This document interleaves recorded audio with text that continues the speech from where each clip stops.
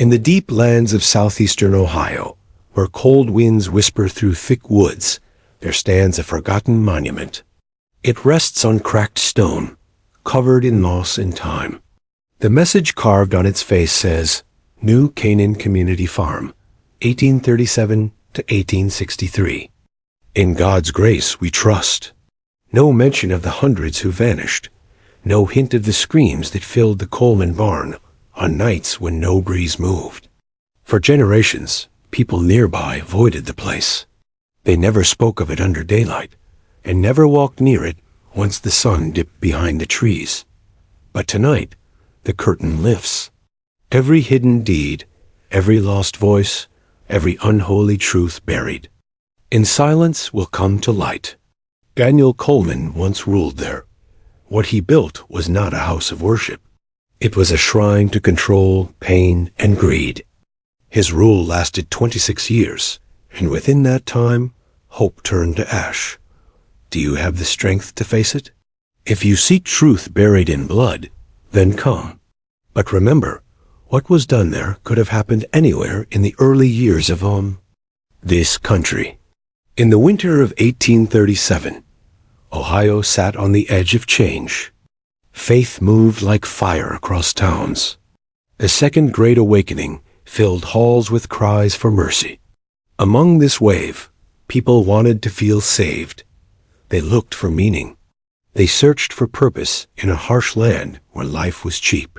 In that frozen landscape, a tall man arrived. His stare could freeze even the proud. His name was Daniel Coleman. He said he came from Pennsylvania, hunted for his faith. By his side stood Sarah, whom he named Mother Sarah. She was much younger, but her eyes held no warmth. Their children Joshua, Rebecca, and Ezra stood quiet but watchful.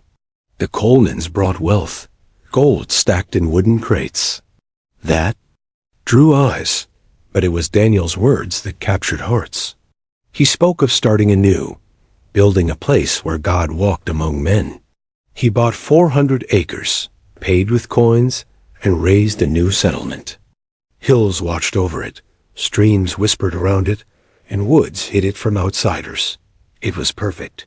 He placed an ad in papers across the region. Come to New Canaan, leave behind the world. Live in light, work for salvation. He asked for no payment, just loyalty, labor, and belief. The ad promised shelter, shared food, prayer, and peace. The promise brought families. First came the Hendersons. Then others followed. They came with wagons, Bibles, children, and dreams. Coleman met each one himself. He wore no robe, but spoke like a preacher. Every sentence felt like prophecy. People felt chosen. But it was all a lie. Daniel Coleman did not build a sanctuary. He built a trap. The land he bought became a cage. The cabins became cells. The fields became endless graves. At first, all looked bright. Cabins were built. Crops were planted. Families ate together. They prayed as one. The leader even joined them, lifting tools, digging soil. He quoted scripture. He spoke of early disciples. He painted a picture of heaven on earth. But slowly, cracks appeared. The sun rose earlier. Work never ended. Meals shrank. Rest vanished. If someone asked why, Daniel smiled and said, "The flesh must weaken. Then the spirit will shine." Those who asked too many questions were made to kneel before the crowd, confess sins they did not commit, and beg for mercy. The first to fall was Thomas Henderson. His back broke under endless days. He dropped dead in the field. Daniel claimed it was joy that killed him. The funeral lasted 3 hours. His wife, Martha, knew better. Thin soup, stale bread, bitter cold, that is what ended him. After that, others noticed things. The Coleman family always looked fed. Their clothes were new. Their boots never wore down. While children coughed in the cold, the main house echoed with music. At night, some heard laughter, clinking plates, and footsteps when no one walked. Those who asked were told, "These are blessings for the faithful." More died. Mary Washington froze one night. Her firewood request had been denied. Elder Coleman called her passing a gift. He said she had escaped the trials ahead. The number of graves grew, but no one dared speak. Letters were watched. Rebecca read them before they left. She cut out words, burned phrases, and told families, "We protect you from the world." One boy saw too much. Peter Miller found a chamber under the main house. It held watches, necklaces, photographs, things that belonged to the dead. None had been sent to kin. He ran to Daniel. Instead of thanks, he was told he had dark thoughts and needed cleansing. That night, he vanished. His mother found blood near his bed. Drops led to the woods. No tracks returned. No one asked again. As months turned to years, the prison deepened. Families whispered in shadows. Daniel reigned like a king. Sarah ruled the women. Joshua managed food. Rebecca controlled speech. Ezra, though young, watched and learned. He enjoyed hurting others. The house grew in size. New rooms were added. One became Daniel's office. Another became a room for private talks where people entered strong and left silent. The basement was feared most. They said it echoed with pain. A bell woke the camp before dawn. Work began by 4:30. Men went to the fields. Women went to the fires. Children swept, chopped, carried, and bled. The only break came at noon, thin soup and hard bread. At night, they gathered for sermons. Hours passed as Daniel screamed scripture. He twisted the words. He forced people to confess wrongs they had not done. Some were forgiven. Others vanished. No one left the camp. New faces came every season. Ads kept running. Hope brought them. Silence kept them there. Children born in the camp faced horrors. At 5, those seen as strong were taken, raised in the main house, trained to become the next jailers. Others were made to carry buckets, clean rooms, and dig graves. Few reached 10.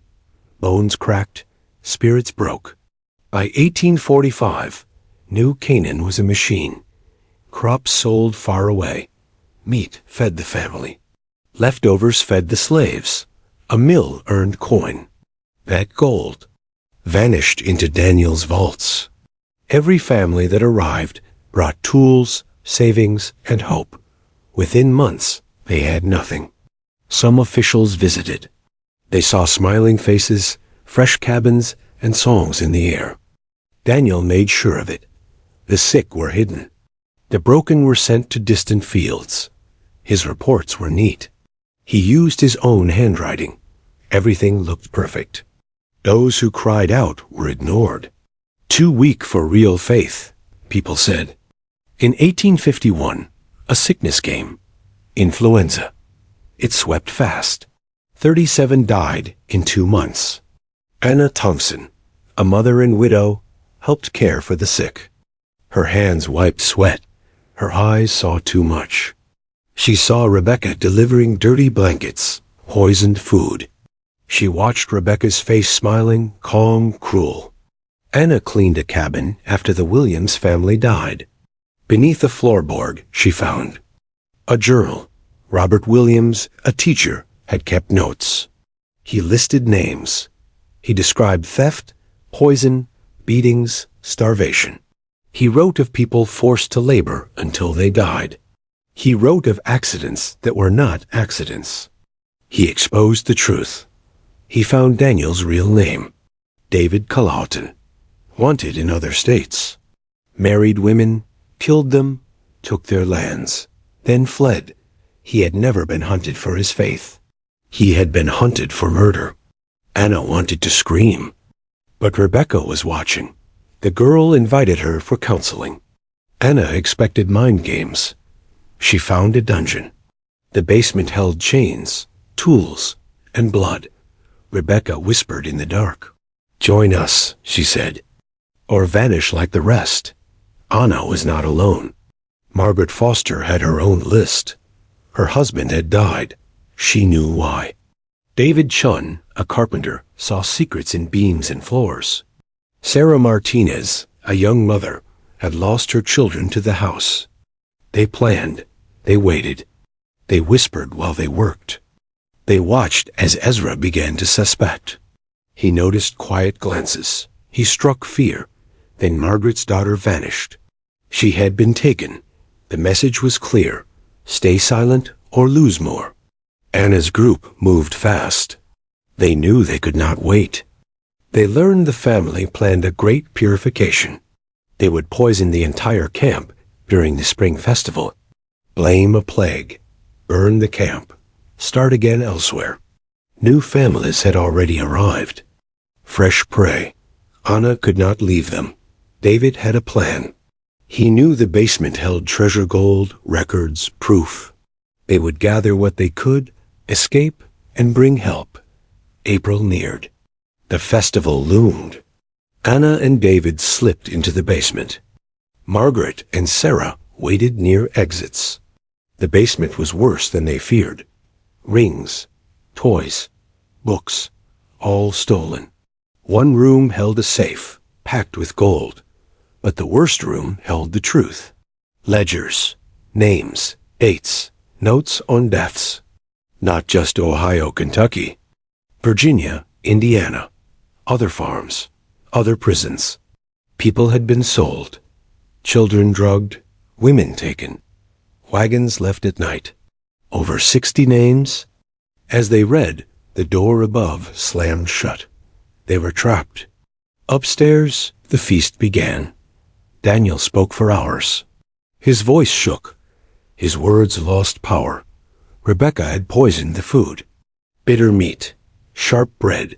Some felt sick. Some dropped. Timothy Walsh, only 15, saw her add powder. He screamed, "They are killing us." Joshua raised a gun. Ezra blocked the door. Sarah drew a knife.